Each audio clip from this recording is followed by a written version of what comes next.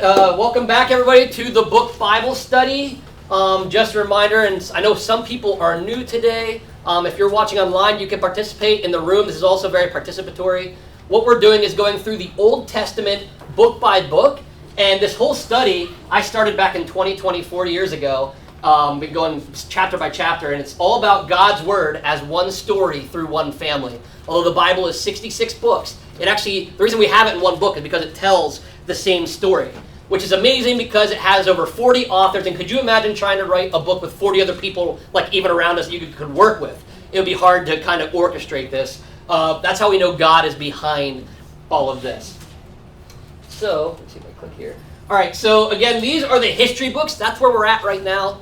The first 5 books I covered, obviously the books of Moses. That's Genesis through Deuteronomy. And now we are in the history books, the 4th history book here. And these are just nice little ways that we categorize the library of the Bible, because the Bible is more like a library than it is a book. So this would be in the history section where we're at. We're in 1 Samuel. And we're doing it right in order.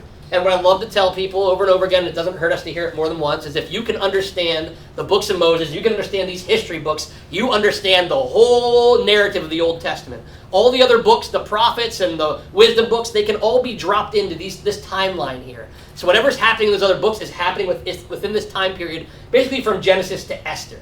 So that's why it's very important to understand these books. I like that they're in the beginning.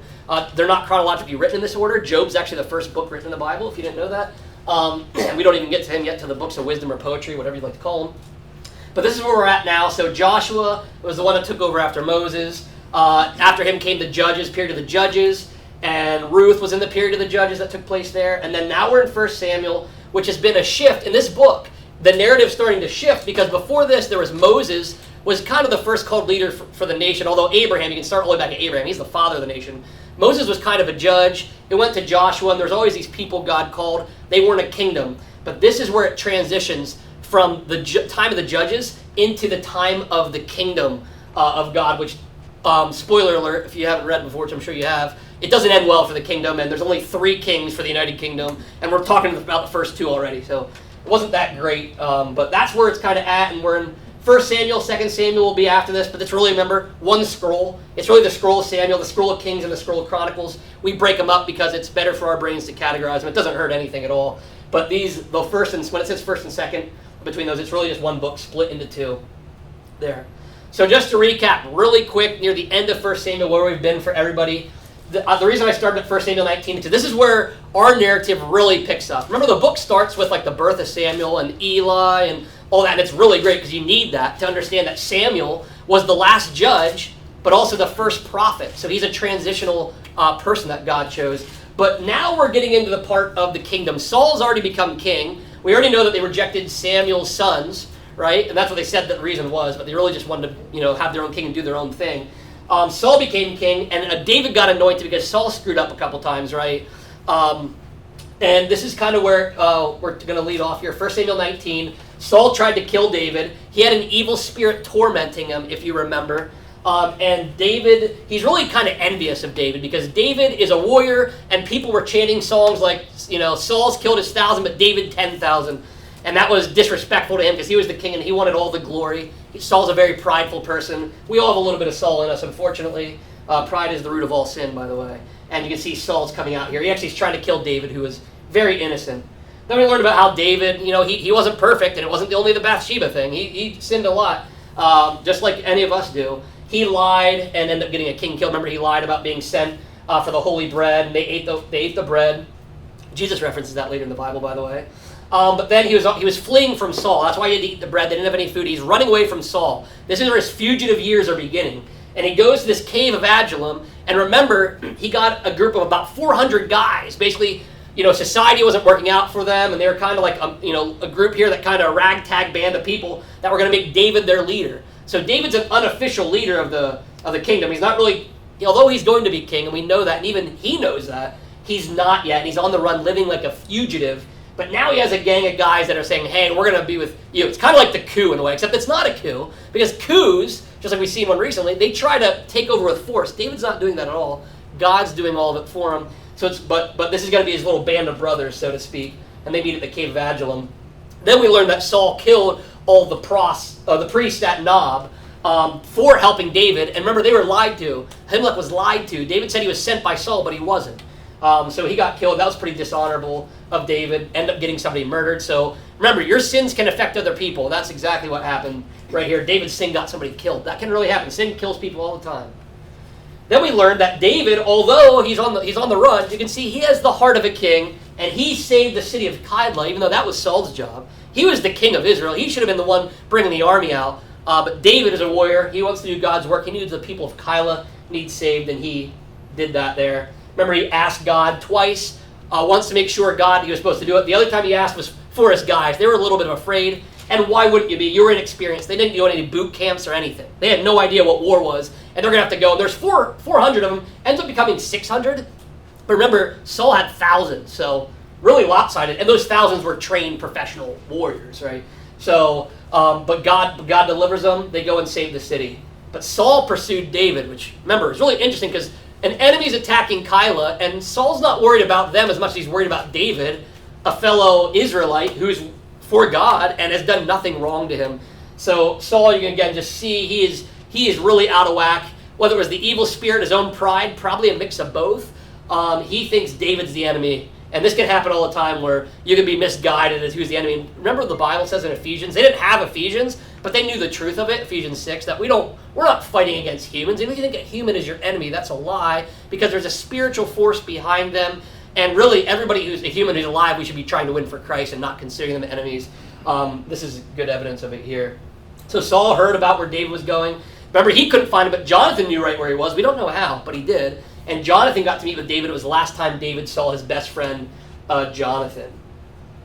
And then we learned it was 3 weeks ago now, because we had to take a little break there. But the last chapter we did, 1 Samuel 24, which is going to lead right into our story here. Remember that they were hiding out in the cave, and just so happened that Saul was going to the bathroom, basically, they were relieving himself. And we talked about the importance of that. The reason that was important is because that's the only time he would be alone without a security team, without his secret service, basically, right? So he was alone here, and it was David's chance to kill him. They were hiding in these caves. Saul had no idea. You can see the divine providence, right? He didn't know it. He's looking for David, has no idea. He chose the cave there just to go to the bathroom in. And we saw that David cut away the robe to show that he could have killed him, but didn't. And then we see David basically risk his life and say, hey, I could have killed you. I'm right here. I know you're looking for me. But then he reminds him, I didn't do anything to you. I'm not chasing you. Who's told you I'm your enemy? I haven't done anything to you, Saul. Remember that? And Saul, I'm sure, remember, looking at this cloth of the robe that David's holding, David might have no idea how prophetic this is, but chapters before, remember that Samuel told Saul that his kingdom would be torn away from him, and he reached out to Samuel and actually ripped off a piece of his. So this is really God probably orchestrated this to remind Saul that your kingdom will be taken from you, and guess who has the robe now? It's David's holding that symbolic kingdom now. So we're seeing divine providence of God. And Saul responds actually in a pretty decent way. So maybe, he came to his senses. Not permanently, though, but he came to his senses a little bit and said, you know what? I'm sorry, David. I don't know why I'm acting like this. You're right. You didn't do anything to me. And remember what he says? He goes, and I know you're going to be king. Even Saul started to admit it here. And we talked about how, David was in the right. He could have came out with him nasty, like, who do you think you are attacking me? I haven't done anything to you. But instead he did it in a nice, gentle way, which Proverbs tells us to do too. And the whole Bible kind of talks about being gentle with the truth, telling the truth. But there's a time to be sharp, but most of the time you can be gentle, right? And it works here for David. He did some good PR there, and it worked out. And Saul, it says Saul went back home, but remember how it ended, the chapter ended. It actually says, David swore to Saul. Then Saul went home, but David and his men went up to the stronghold. I mean, they went back into hiding, which sounds kind of crazy to us. Like, wait, didn't you guys just make up? Didn't you guys just say, hey, we're good? Like, David's not stupid, though, right? Because David knows even if Saul's pride doesn't get back to him, which it probably will, he has that evil spirit. Remember, that's how the whole reason David and him met. The whole reason David met him is because he needed somebody to help the spirit, and David could play music really well. He had really good jam sessions for him, and it chased the spirits away. So David, you can see, knows his true character, makes a wise choice. He doesn't trust him, right? And he was wise for that, and we know. And just to give you an idea, I did want to bring up a map because the Bible talks a lot about places, and it's so hard. Have you ever tried to read a map of going to the beach, like in your map quest or whatever? Remember back then you had to read these things? It's just easier to look at a map, right? So I wanted to put one up here for you because remember they're in the caves of Adullam, You can see it's up there, not too far from Bethlehem where Jesus was born. And we're in the southern part. We're zoomed into the southern part of Israel, by the way. Dead Sea is on the east, and then the other sea on the west there. And then we have Adullam there. Kyla's where they saved.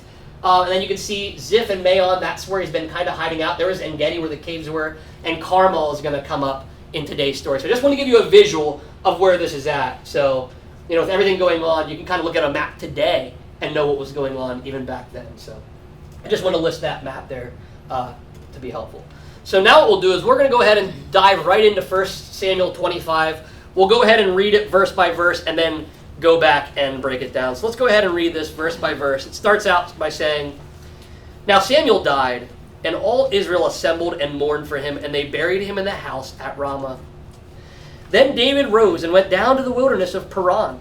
And there was a man in Maon whose business was in Carmel. The man was very rich. He had 3,000 sheep and 1,000 goats. He was shearing his sheep in Carmel. Now the name of the man was Nabal, and the name of his wife Abigail. The woman was discerning and beautiful, but the man was harsh and badly behaved. He was a Calebite. David heard in the wilderness that Nabal was shearing his sheep. So David sent 10 young men, and David said to the young men, 'Go up to Carmel, and go to Nabal and greet him in my name, and thus you shall greet him. Peace be to you, and peace be to your house, and peace be to all that you have. I hear that you have shearers. Now your shepherds have been with us, and we did them no harm, and they missed nothing all the time they were in Carmel. Ask your young men, and they will tell you.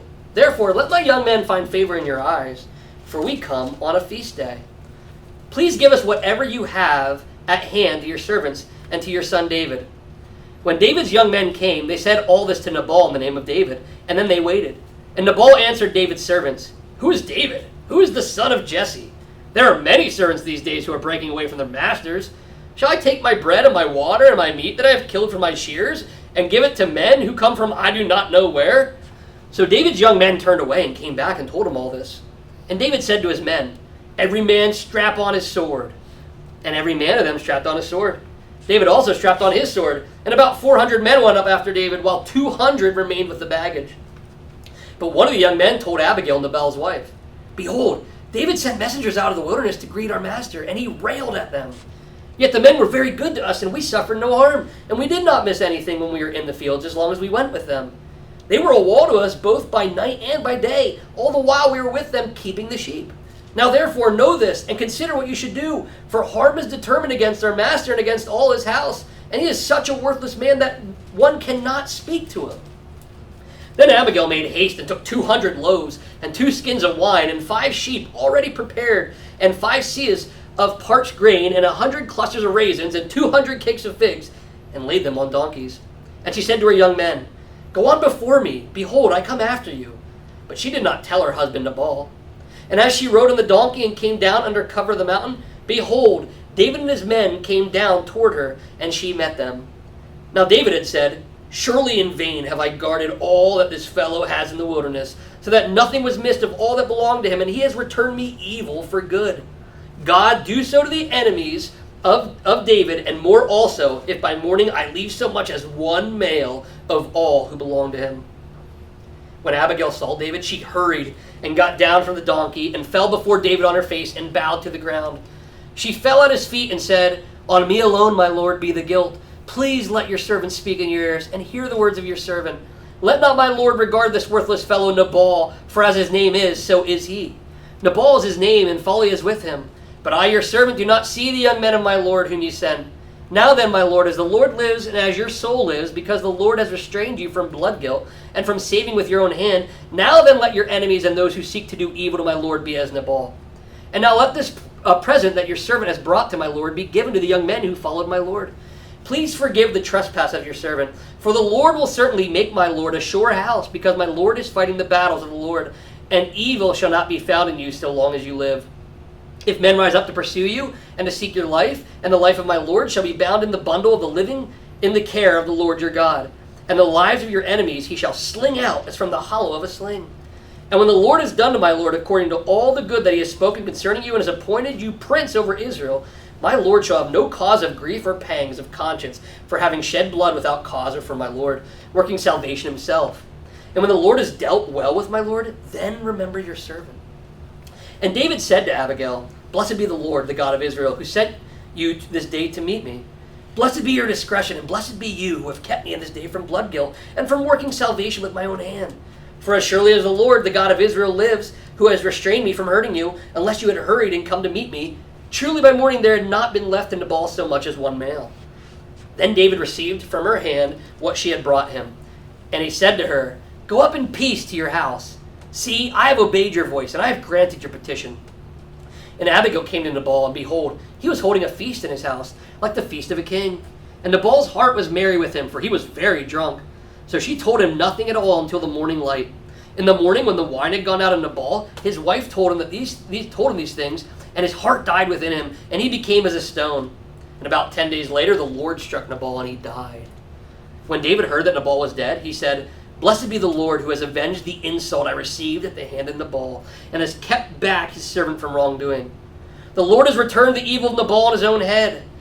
Then David sent and spoke to Abigail to take her as his wife. When the servants of David came to Abigail at Carmel, they said to her, "David has sent us to you to take you to him as his wife." And she rose and bowed with her face to the ground and said, "Behold, your handmaid is a servant to wash the feet of the servants, my lord." And Abigail hurried and rose and mounted a donkey, and her 5 young women attended her. She followed the messengers of David and became his wife. David also took Ahinoam of Jezreel, and both of them became his wives. Saul had given Michal, his daughter, David's wife, to Palti, the son of Laish, who was of Galium. Okay, that chapter starts and ends in completely like different areas, and we're gonna get into all that. But let's go ahead and just jump down and start breaking this down. So the first section we'll break down is the first 13 verses, which we have the death of Samuel and then David and Nabal's conflict. So first off, if you notice, the first verse is kind of separated from the rest of the story, but it is important. It says, "Now Samuel died, and all Israel assembled and mourned for him." And they went to Ramah. So remember on that map, Ramah was up there in the north there. That's where Samuel was. You remember that's where David went to find Samuel. And Samuel had died. So what's really interesting is you can tie this to, remember how the last chapter ended. Saul has now accepted that David's going to be king. Remember, that was a prophecy from Samuel. So it's almost as if, I'm using conjecture, but it seems to be that God's prophecy had been fulfilled. Saul's finally acknowledging the prophecy, and it comes full circle now, and Samuel's almost done his job, and the Lord takes him here. So I think there's no coincidence here that his death is listed right after Saul admits to the prophecy that he's kind of been trying, he's known, but he's been trying to physically evade it, and you can't escape God's plan. So that's kind of why it starts out like, well, why are we talking about Samuel's death here? But it has to say it somewhere, I guess. But I think that's the significance of why it was included right there. Now's where the story pivots, right? So now remember, David's in the wilderness of Paran. Remember, he's still in the wilderness because he didn't go back home. So he's still on the run, and he's still kind of, watching out for Saul. Next chapter, we're going to see why. But he's in Maon, which is where he's been at, and he finds a man who was rich and whose business was in Carmel. It says the man was very rich. He had 3,000 sheep, 1,000 goats, and he was shearing his sheep in Carmel. So right out the gate, he's described as being rich. And we know there's very different ways of being rich. You can be rich, wealthy, with money. You can be rich with God, which is the greatest way, to be rich. You can be rich with good character. But we see here, what it's saying about him being rich is wealth. He has a lot of sheep, and that leads right into the story here because this story is taking place at the harvest time for sheep shearing. And that's what's happening at Carmel. That's where his business is at. Business is popping at Carmel here. And that's why we learn about him right here being rich, because that's going to tie into the story of what's going on. And his name here is Nabal. And Nabal, if you translate it, it just basically means the fool, right? And man, what kind of mom would name your kid Nabal, right? But whether he was named that or whether he was nicknamed that, we don't know. But his name definitely means a fool. And later on, even Abigail's wife says he lives right up to that. And then look at this. So he's this rich man, Nabal, and then we learn about his wife Abigail right out of the gate because this is going to be important to the story.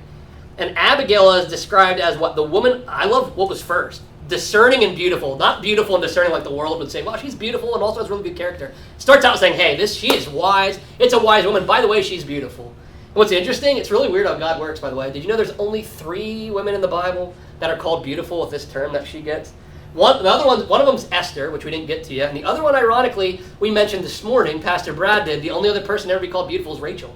And Genesis 29, and we read that this morning. So we're reading today about 2 of the women that are called beautiful in the Bible. So she is very attractive. The Bible doesn't usually say that about women, but I love that the first thing they tell us is she's pretty wise. She's very discerning. She knows how to, listen to the Lord of what to do, basically. And then right after that, we hear, but the man was harsh and badly behaved. He was a Calebite, and the term Caleb, that actually means dog. So he's kind of like a dog. It's not a good term to be a Calebite. There's some other translations there, but basically it's a contrast. You got this really wise and beautiful wife, and then you got this really disgruntled, mean, rich, basically jerk. Right? That's really what he is. So they painted the picture right out the gate. We're painting the picture here of what's about to take place. So David's in the wilderness, and he heard, it says, that Nabal was shearing his sheep. So word went round, and he heard that he was shearing his sheep. So he sends 10 young men. And in the story here, as we were reading, we found out that he's sending them, and in his request, he's saying that, hey, we protected your shepherds, we protected your sheep, right? So that's why he's going to request this. Now, at first glance, we could say, well, we didn't read about some contract, so wow, is David kind of being greedy? Like, hey, kind of like the people, like, has anybody ever been to the city where the guy washes your windshield and then says, hey, I need the money? Like, oh, I didn't sign any contract. Thanks for cleaning it, but I didn't ask you to. I ain't got money for you. It almost looks like that, maybe, except I don't think it was, because what was going on back then, sheep shearing, first off, he's wealthy, so he has a lot of sheep shearing. There's a lot of money coming in. But also in the time of the harvest of the sheep shearing, it was known for a lot of times people to be generous. It was a time, that's why there's a feast. Later on we read about a feast. It was a time of feasting during the harvest, and it was a time of plenty, which is why he probably gets into a party later on. There's a lot of money coming in. It's really good business. Sales are at an all-time high, and this is kind of what's going on. But the reason David's doing this, what you don't know the context of, by just reading it straight through, is that, remember, the Philistines are still in the area. The Philistines are very close, and it was back then, in this time period, the Philistines would have done these little ambushes and attacks on shepherds. So it's not like David didn't do nothing, right? There very well could have been other shepherds in fields that where their sheep were stolen, they were killed, whatever, because the Philistines were around. So there's good reason to believe that Nabal's men needed the help, and David doesn't even ask for payment until, what's really nice is now it's the harvest. He didn't ask him ahead of time, hey, I want my money up front. He's actually even being generous, saying, hey, I didn't even make you put anything down. I waited, I just saw your sales come in. Hey, do you mind paying us? We kept everybody safe. Later on it says they kept a wall around them. What that means is basically protected them as if walls of a city protect you. So I don't think by any means David's doing a switcheroo like, hey, I washed your windshield, give me my money. It's nothing like that. There was probably some kind of agreement, and it was very necessary. And you see later in the story, the men were really thankful. Because imagine being a shepherd. Shepherds, David's one of the few that is known to be a warrior. It's a shepherd. They're usually not the warrior type. And remember, he didn't fight with a sword. That was too much for him. He did it with a sling. It's also referenced later. So shepherds needed a lot of protecting. While they're protecting sheep, they don't need their own shepherd, which is cool because, in a way, that's a pastor. Pastor list means shepherd, by the way. So it's really interesting, all these things we can draw from here. But you could be sure enough that David provided a real service. So imagine, it's not as bad, but I keep using because there's wars going on. It's just easy to use today. Imagine if you went over to, Gaza. You'd probably want a security team, right? If you had to walk through, right? So it's the same kind of thing. It was probably very welcomed by the guys, knowing, and the guy's wealthy. He had what David and his men will need that he's going to ask for. But first, what does he do? He doesn't actually say, hey, give me my money, right? David's really good with his words. And he approached Saul in a very humble way last time. He does here. He sends men. So first off, it's not as confrontational. He didn't say, hey, I'm here. Where's my money? He sends people as mediaries. That's a more gentle approach. But he also starts out, peace be to you, peace be to your house, peace be to all you have. That's a very respectful greeting there. So he's doing it in a very peaceful way. He's not trying to intimidate, not trying to force anything out of him. That's how you're supposed to do it. He said, I heard you have shears. And the shepherds, he tells them what I just told you. They haven't done any wrong. He kept them safe while they were there. It says, therefore let my young men find favor in your eyes, for we come on a feast day. Please give whatever you have at your hand to your servants and to your son David. So what David all he wants here, he's not asking for $1 million. He's saying, hey, I know you got food. It's a feast. We'd like to participate. We're in the wilderness, so we don't really have jobs. This is kind of our job. Can you give us some food? And what does the Bible always say? What did Jesus say? If you have something and somebody's in need, you provide it, right? And that's without them doing a job for you, by the way. They don't have to protect your shepherds to give them a meal when they're hungry, right? So not only is David probably owed the payment, although we don't see it on paper, he's also being generous and saying, hey, if you would. He's giving them that choice. Kind of reminds me of Philemon, if you remember that letter where Paul's like, hey, I could tell you to, but I'd like to ask you so you can do it. And I feel like it's kind of the same approach you see here. So David's men, you see, they go to Nabal, and they wait. And Nabal answers, right? And look how he answered. Who is David? Who is the son of Jesse? There are many servants these days who are breaking away from their master. Shall I take my bread and my water and my meat? And he says, give it to people I don't even know. Now, first off, we have scripture in the same book. You just got to go back a couple chapters. David was famous in all of Israel, right? This would be like some famous politician, like a presidential candidate, Trump or Biden or whatever, try to walk down the street and be like, who are you? Like, you know who they are. You're saying it. And we probably say it to some candidates on purpose, right? Oh, who are you? What do you think? I'll give you food, right? And that can happen. It's not a good approach, right? And Nabal is not a good example by any means, by the way. But what he's doing here, he knows exactly who David is, we believe. Now, maybe he wasn't. Maybe he was so, entrenched in making money and greed that he's tuning it out, maybe. I don't know. I doubt it, though. I think he was known, especially because he also used the term the son of Jesse, which, remember, that's a slanderous term, as weird as it is. Like, why was that slanderous? Because it was a way to belittle David, and that's what Saul would always say when he was coming at David. Which leads me to a thought, because we mentioned last time the spiritual world is very active, and we know that. The Christians don't take it very seriously a lot of times. And we know the whole reason David met Saul, I keep repeating this, is because of an evil spirit that was after Saul and probably made him want to kill David.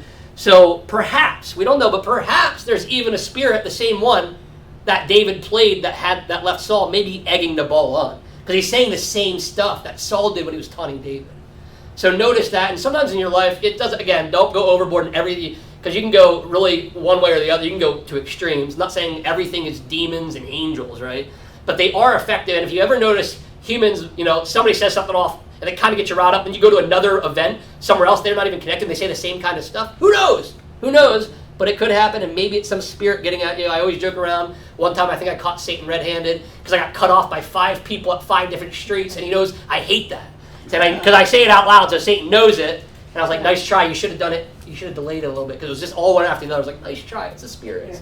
It could just be me again. I don't really know, but I use an example because you notice Nabal's at least what the Bible's showing us. Nabal has some tendencies that Saul had to not be very nice to David, basically.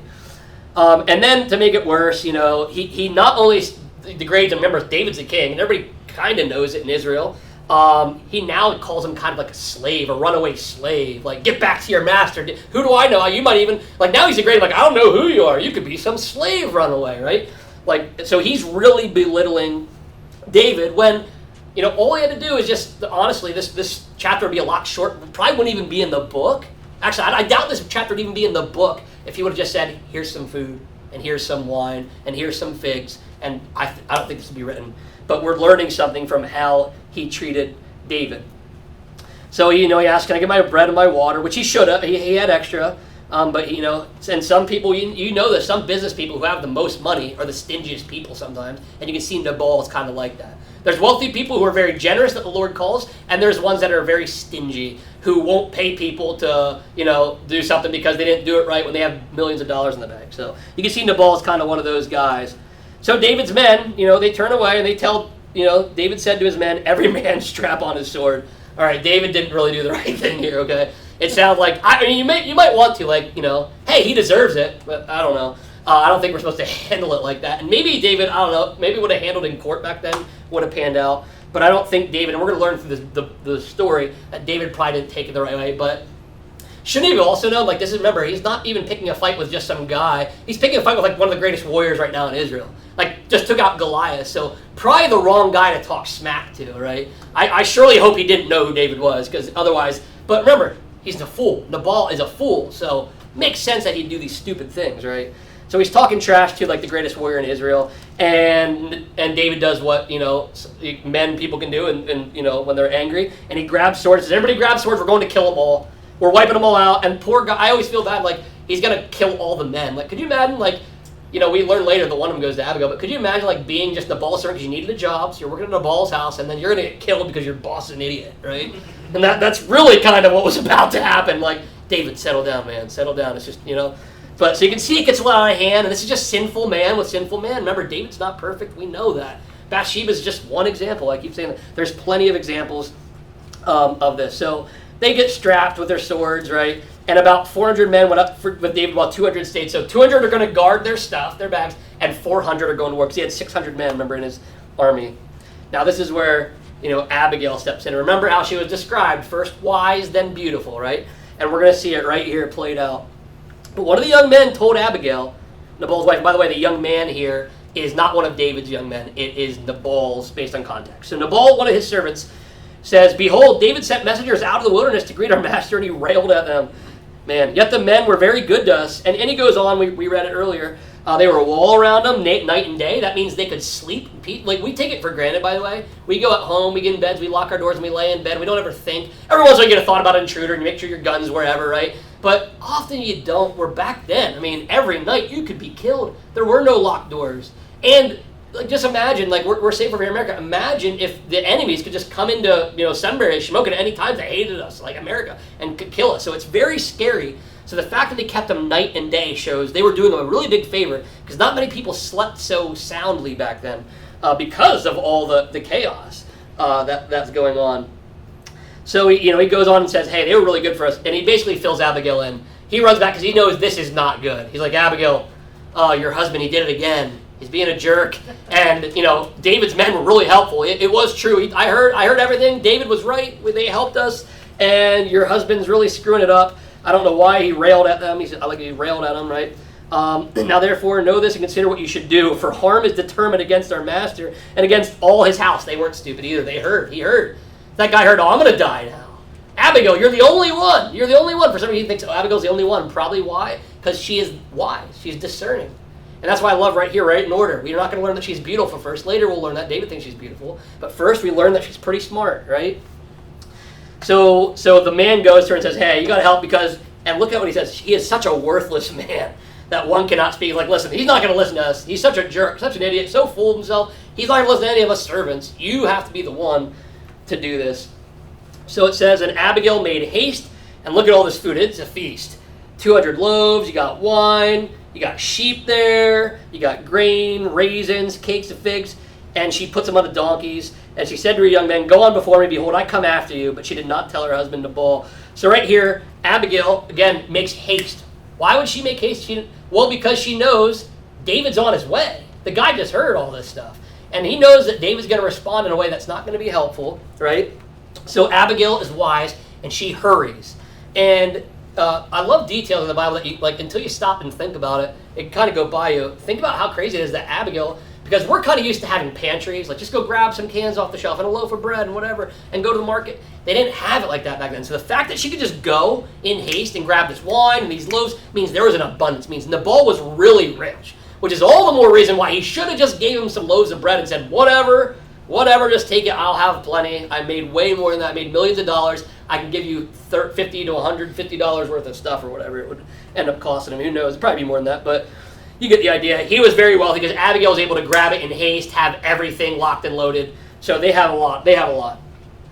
And she sent them on before her, which is good. And later we learned that it was good that she went before because David was angry. Who knows what he would have done, right? She sends this intermediary in between her.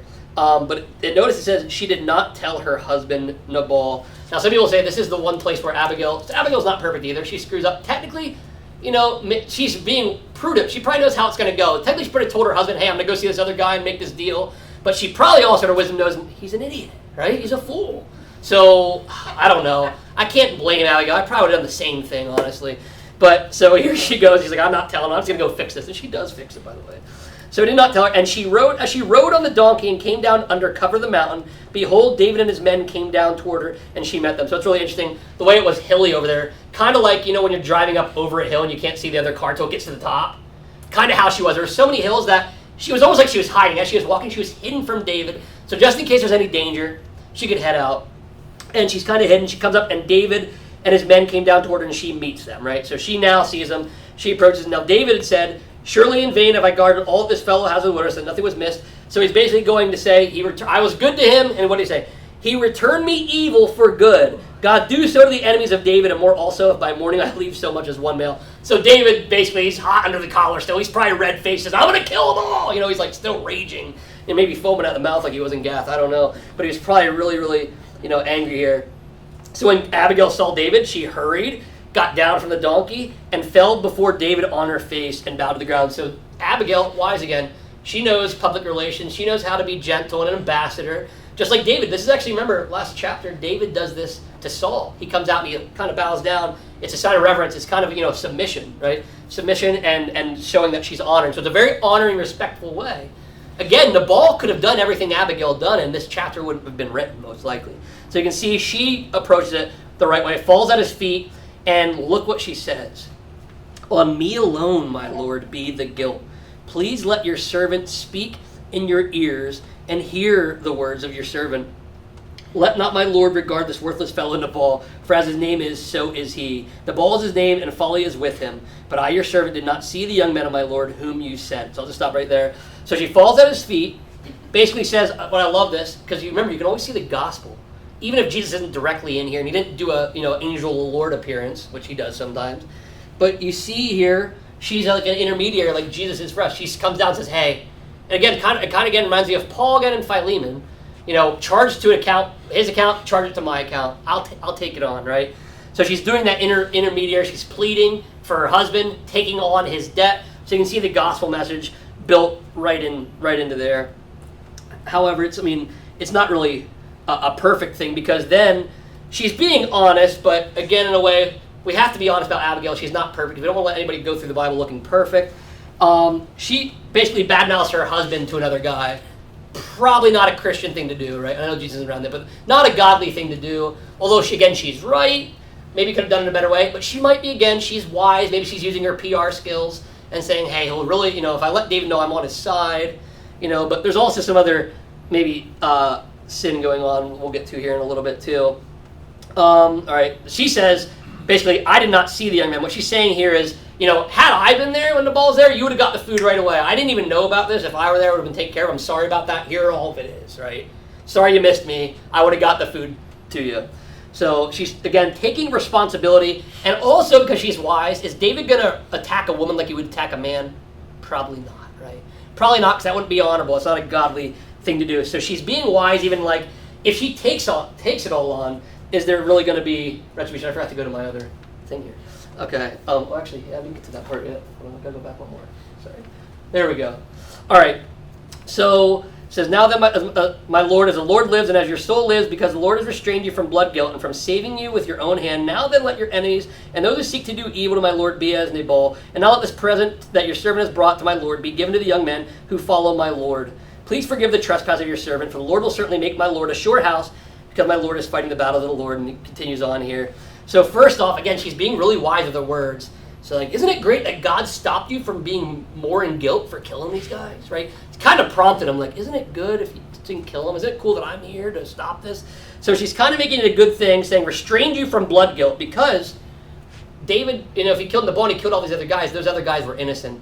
And thou shalt not kill, especially if the people are innocent, right? I know there's a time for war in Ecclesiastes, you can go there and all that stuff, but not in this case, I don't think. So I think Abigail's right. She stopped David from getting to a lot of sin. Plus, David's enraged. Remember, David's a man after God's own heart, so you have to remember he's actually a wise man, although he can be foolish like we can.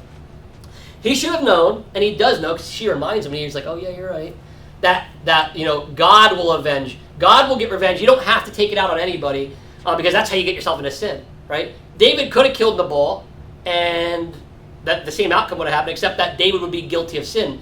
In this way, as we already know because we read the chapter, the way it ends when Nabal dies, God struck him dead, proved that Abigail is right. David and God would have got the same thing accomplished, except God's way was the holy way, David's was the sinful way, right? And Abigail here, in her wisdom and her discernment, prevents him and even talks him into it because she knows he's a godly man, right? And also, again, I love that they really didn't have the book of Proverbs, but you can see all this stuff lived out. Remember the book of Proverbs says hey, if you give somebody a gift, it will do really well for you, right? It does say that. And she comes with gifts, and not only for just David, because she's showing, I'm not trying to buy you off. I'm giving you what you deserve, but gifts, when you come with gifts, it does help, right? And she's giving to the men, saying, I'm going to provide here. So she's, remember, hey, you're staying out of sin, and don't forget, I'm going to give you everything. We're going to, fulfill the contract, right? So she's going about it multiple ways, pretty wise in my opinion here. So if the men rise up to pursue you, seek your life, she says, the life of my Lord shall be bound in the bundle of the living in the care of the Lord your God, and the lives of your enemies he shall sling out as from the hollow of a sling.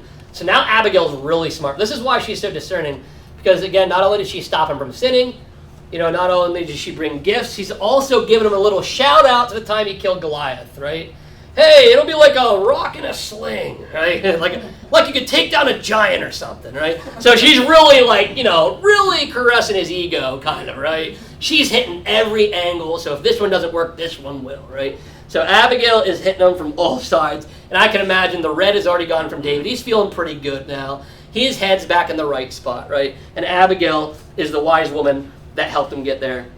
And then it gets even better. And when the Lord has done to my Lord according to all the good that he has spoken concerning you and has appointed you prince over Israel, my Lord shall have no cause of grief for pain. It's like, hey, and don't forget, not only that, remember, you're going to be the king. So she just keeps painting this picture. I know that was great when you killed him, you're our hero, but you're going to be our hero because you're going to be king. And remember, God promised you and he's going to keep up with it. Man, she is saying all the right things that David needed to hear. These are everything he needed to hear. And David, we already see he comes along and follows along with what she's saying here. But it did say here, he would be working out salvation himself, which I think is a really interesting play on things, because the whole Bible is about having faith and you can't work out your salvation through the Lord. This one means he was working out his salvation by, what it was saying here is, you were going to try to work this whole situation out with your own hands, David, rather than letting the Lord work out your salvation, which exactly, again, is the gospel message, right? Hey, you're screwing up because you're trying to do it all yourself. You got to have the Lord do it for you, right? The Lord, you have to have faith in the Lord. So I think the wording is really interesting there, because it's really double-edged to us who know who Christ is. They didn't know Christ back then in the fullest form as we do, but I think it's really interesting there. So it says, and David said to Abigail, blessed be the Lord, the God of Israel, who sent you this day to me. So he's even seeing all this. What I love is he's looking in the spiritual realm, which we fail to do. So David is now back. It's like back in, all right, sorry, you snapped me out of it. Thanks, Abigail. I was heated. I've come. I'm not seeing red anymore. Hey, I'm glad God sent you. There's no way this would be happening. I would have killed him. God spared me. And that's really cool, because even though Abigail did direct him and help him, it was really God, right? Because all good things come from God. Abigail was very good in this scenario. That did come from God, and David was accurate. And you can see how this all worked out in his favor. It was very divinely appointed, because Nabal dies either way, right? But by Abigail stepping in, she spared his innocent servants and his household. They, I don't think, died. Nabal definitely dies, but doesn't say anything about them dying. So you can see there was an outcome here, but David attributes it to the Lord in a correct way. So David is now speaking wisely again. Blessed be your discretion. Look at that right there. He's saying your wisdom. I'm so glad. Blessed be you and all your wisdom to the Lord. And blessed be you who have kept me this day from blood guilt and from working salvation. Thanks for stopping me from killing somebody. I would have got myself in trouble and been in jail for a while, right? So for as surely as the Lord, the God of Israel, lives, who has restrained me from hurting you. Interesting, hurting you, right? So he's saying, man, I could have almost killed you, Abigail. You're lucky. So he even includes her. Unless you had hurried and come to meet me. Truly by morning there had not been left in Nabal so much as one male. He said, if you wouldn't have stopped me, I was definitely going to kill them all. It was definitely premeditated. I was going there. I was going to kill every one of them. You stopped them. You stopped a big massacre. And then David received the gift. Contract kind of dealt with, right? And he says, go up in peace to your house. And it ends really nicely. This is how the whole Nabal situation could have happened if he weren't a fool, right? But it didn't. And it says, and Abigail came to Nabal. Now this is where it pivots again, right? Let's see over here. So Abigail is now going to go to Nabal, and it's going to shift to her dealings with him. So it goes to Nabal, and behold, he was holding a feast in his house, like the feast of a king. Remember, David wanted the food. Why? It was feasting time.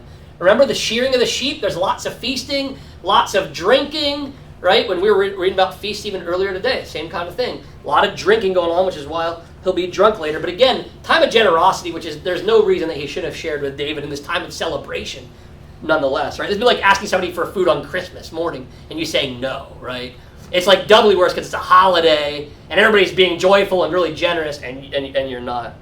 So goes there on a feast, like the feast of a king, which he's not a king. David's a king, right? Nabal's not. What a fool. And Nabal's heart was merry within him. Wow, again, what a fool to do all these dumb things and be fine and content like nothing's wrong, right?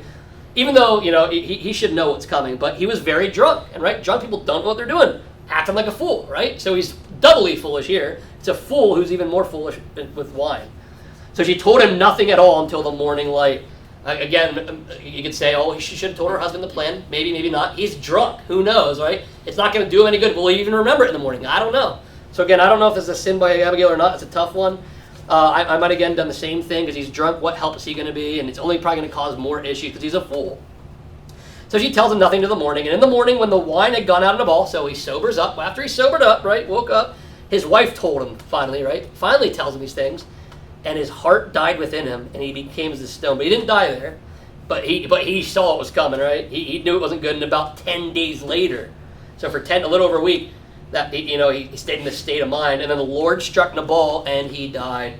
So the Lord really did take it in his own hands, and it's proof again that allow the Lord to get revenge. If you were wrong, David was ripped off, we think from the story.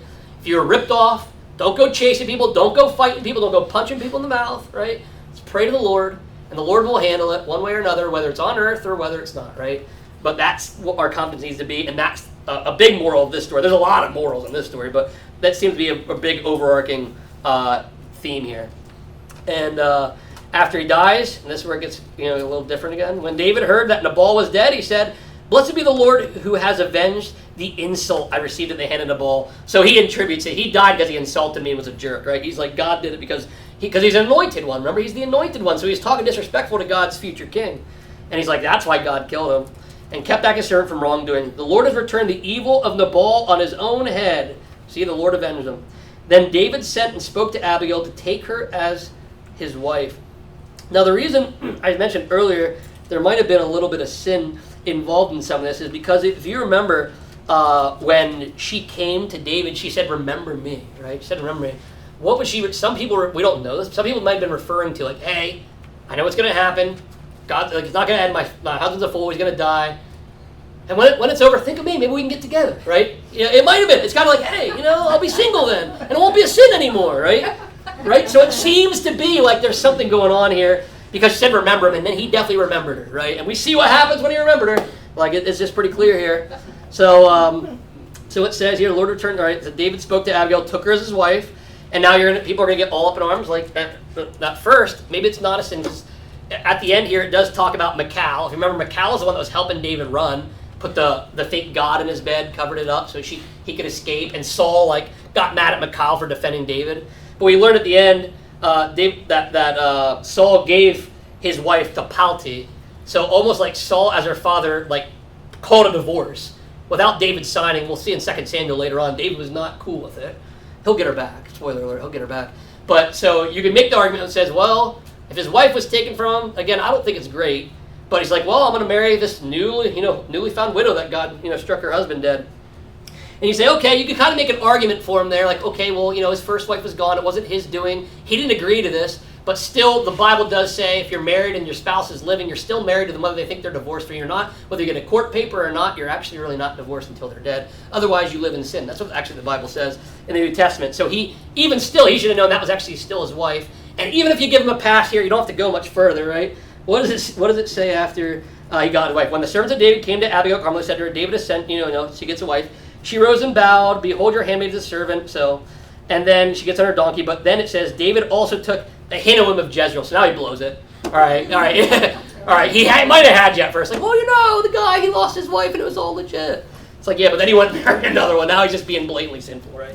And both of them became his wives. And that's why it throws that detail in there. Saul had given Michal, his daughter, David's wife, to Palti, the son of Laish, which again, poor Palti later on, spoiler alert, we'll get to him in a couple of weeks. He's going to leave crying and his wife's going to get ripped from him. It's a lot of terrible things happen in the Bible. But needless to say, David was not supposed to have multiple wives. And some people will say, well, there's really no commandment in there that said. Now, we know how God is. God doesn't want polygamists out there, right? I know some religions say otherwise, but not the Bible. So remember, David's a sinful man. He sins many times. Let's just add this one to his chart, okay? And not try to defend why we could have multiple wives or husbands, because it's not going to. The Bible isn't going to help you on that one, probably. But that's kind of how, again, it kind of ends in that weird way, but you can almost see how David escaped sin to enter sin, right? And isn't that kind of like us? Like, ooh, good, we dodged a bullet, and we walked right into another bullet, right? So it does kind of show you. Remember, David, although he is the king after God's own heart, it was really because David would be sorry when he sinned, right? That's the difference between David and Saul in this whole book here. Is Saul, when he's caught in sin, he's like, yeah, well, I had to. He's kind of like the kid that gives you a reason why they had to eat the cookie, because it was too long and their carbs were crap, like some kind of crazy excuse of why they had to do these things, right? Where David would, when Nathan came to the prophet, which we'll read about later on, he repents and he is really regretful. That's why David's a king after his own heart. Don't get it twisted as the thing that David was perfect and that you can do everything David did, right? Because that is not the case. And he almost killed a bunch of innocent guys here. We just watched it happen, right? So that was that. So I know I blew through a lot. What are your guys' takes? Anybody have any takes, any questions, any thoughts, any comments on anything in this chapter or anything else tied into it? Beard. I think since we're still there, how prevalent was polygamy then? Like, was Saul polygamous, or is this one of the rare occurrences? That's a great question. Well, I mean, if you go back to even the times that, Abraham, we have hints of a lot of this stuff. I think it was pretty much in the culture, and probably in the cultures around them even more so. But yeah, I don't think this is anything new. And a lot of times, it's a really great question to ask that. Sometimes in society, certain sins will pick up and things like that. But I think all the sins of today, because the Bible is a pattern, there's nothing new under the sun. Anything you run into today, like we do have polygamists, Mormons, obviously, can say they're the ones that are known for this kind of thing. That stuff's still around today. I think it was always around the beginning of time, just for the same reason that Leviticus writes about cutting off your genitalia and gay, transgender stuff, because this is not brand new. It feels brand new to us in our culture, but we're just on another loop pattern. That's why laws are written there. So that's a great question, Beard. I think this is something that was always around, and maybe even why David maybe didn't think, how that can be with sin? And it even happened when Joshua goes into the promised land. Remember at first it starts out like the one group takes, instead of killing them, they make them the slaves. And then the next tribe takes slaves, and the next tribe. It's almost like, well, if they can have slaves, then I can have slaves. And well, if they can, then I can. And remember, you notice sin can do that to you. Like your Christian friend, well, they're Christian, but they do that. And then you do it. And then somebody else says, well, if they're doing that, then I can do it. And it just becomes a trap and sin. David very well could have looked around and probably saw, 8 guys that had 30 wives. Who knows? And said, well, if they're, I'm not going to look any different. And you can be careful because sin, you won't look different from the world. And that's the problem, right? The Bible says you must look different. And David blended in with the world right here by doing this. And that stuff happens, I think, today too. So it's another good lesson. Great question. Any other thoughts? Yeah. So where it says, let me see here, his heart died within in him and he became a stone. Would that be like maybe a stroke or? That was the first thing I thought. Yeah. Some people think of this that before medical terms, they believe he was struck with some kind of illness. It doesn't come out and say it. Some people think it was some kind of illness that he got hit. Did he have a stroke? Did he have a heart attack? Whatever it may be. It's very possible it's medical, or it's very possible that his heart became like stone. He could have, again, maybe had cardiac issues, or he very well could have just known what he just did too. We don't know for sure. It could have just been like he is scared sick now because of what's going to take place and something's going to take place. Well, don't they say that stress can cause stroke? Stress can kill you. So it might even be a bit of both. Yeah, Tiffany, you have something to say to that. So Abigail marries David. Does David inherit all those donkeys and property and all those sheep? That's a really great question, and probably so. Unless, it gets because of kinsman redeemer stuff. So the other option would be, if you go back to the Levirate marriage and stuff, Nabal would have had to have a brother. So if Nabal had a brother or some kind of kinsman, he could have came in and taken it. Probably not from the king. I think David probably inherited it, but there would have been a way that could have maybe kept David. But if David got married to her, then it's kind of null and void. So then David married her to get more money? It's a great question. I don't think so. I think he's a very passionate man. And because the fact that he takes Abigail and the fact that it doesn't stop there, that he starts to list other women, I think he had a lust issue maybe. And Bathsheba, I think, gives us a lot of information on that too. Yeah, Pastor Brad, what do you got to say? I was going to comment on 2 things. Yeah, go ahead. That, which is just really fascinating. Yeah. The multiple wives thing. And also just going back to when you read accounts like Genesis that you're familiar with some of the patriarchs having multiple wives, often it could have been, and I'm not surmising, but do you know if Michal ever gave David a son? Because I'm thinking is he trying to marry in order to have a child? Similar to the Hagar situation, kind of, which still didn't make it right, but that was their way. Surrogates were really big back then, at least. Well, the other thing I was going to comment too that Beth mentioned, this his heart became as a stone. When I've studied this, it could be like a stroke. I've heard it also described as he sunk into depression and then he just died. Or it was poetic or metaphorical that his heart became as a stone because he realized. Or some people even believe that he he had depression and then sunk into a coma. Some people have explained. There's a lot of different ways you can take this, medical or metaphorical or whatever. But I kind of tend to believe it was almost a heart attack in like a coma situation. But. Right. Especially if he was part And it of does that seem sport. like that, especially because it took 10 days, right? Which is really interesting. Whether it was stress-induced or not. And I know, like, people die of heart attacks over stress all the time. Actually, Eli, in the same book, you can actually go back. Eli dies. You know why he dies? Because he's basically freaking out because he just found out what happened to the ark. And his sons died, and he falls back in his chair and breaks his neck. So, like, you can have heart attacks. People can have heart attacks. You can have whatever. All kinds of things happen. But he definitely dies. We know that. Whether it was a medical issue or stress-related. And it could be one of those things in the Bible. You know, is it medical or is it, you know, is it stress? And it could be both. Sometimes the Bible says it could be both, right? Because are you a sinner or are you a saint? You are both right now, right? Lord willing, we'll be glorified one day, right? The Bible says that. But we're being sanctified, so it means we can't be a perfect saint, as in sometimes Catholics talk about sainthood as perfection. We can't be that. We should be getting closer, right? But we can't be that. So it's that kind of, there's not always dichotomies. It can be a little bit of both sometimes. Well, in that culture, they must have many wives, a lot of them. Oh, yes. And that's why it emphasizes an elder or deacon of a church must have only one wife. What? Yeah, very, very good. Exactly. So the New Testament very well clears this up, right? Because if David were around today, we could have taken him right to Timothy or Titus, right? We could have taken him and shown him, like, hey, it says one wife, and exactly right. Probably why it's very clear. Paul had to illustrate this. Because polygamy, it's around today, technically. Although we don't think it is, it's not as out in the open. It's still around today if you look hard enough. And the internet has everything out there. But I agree. The Bible is very clear that, and remember, some people will do this whole thing. They'll play these little games because they want people to be more perfect in the Bible than they are. They'll say, well, you know, even Abraham couldn't have broke rules because he didn't have the law until it got to Moses, and they weren't accountable until the law came. But even we're reading here, God's law is constant. It's in the thread, the fabric of the universe, right? He just reveals it to us. And you can even see, like I said, the proverb, the fact that she's bringing gifts and this thing. People, if you had God and you were a godly person, you would live according to his law. So I think deep down they knew it was probably a sin too. But I agree. That's a really good point, Bill. The New Testament clears it up pretty quickly that he would have been disqualified as a pastor. He wouldn't have. Think about David would not be able to be a pastor. That's kind of crazy to think, but it's true. It's true. Great point. Well, I asked this question maybe 60 years ago to a pastor. Take, for instance, Solomon. Many wives. Yeah. God had them. And concubines. Many wives. Oh, yes. Okay, says, well, look, I love my kids. How do you know if you have 500 wives? You said, well, your kids, how do you have that love? Right. Oh, that's what I mean. How do you have that love? Yeah, that's why I think they killed each other, and that's of course in Europe. That's how the kings. Absolutely. England, that's how they joined France. They did that. Nope. They had many wives and killed.